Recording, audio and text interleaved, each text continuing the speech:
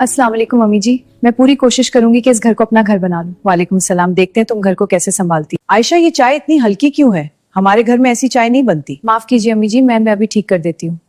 तुमसे कोई काम ठीक से नहीं होता। अम्मी, आयशा नहीं है, आहिस्ता सब सीख जाएगी। नहीं ठीक है, मैं और बेहतर करने की कोशिश करूंगी। अम्मी, कारोबार में बहुत नुकसान हो गया है। या अल्लाह, अब क्या होगा? अम्मी जी, ये दवा ले लीजिए, मैं आपके लिए सूप भी बना कर लाती हूँ। तुम मेरी इतनी खिदमत क्यों कर रही हो? अम्मी जी, आप मेरी माँ जैसी हैं, आपकी खिदमत करना मेरा फर्ज है। आयशा बेटा, मैंने तुम्हें गलत समझा था।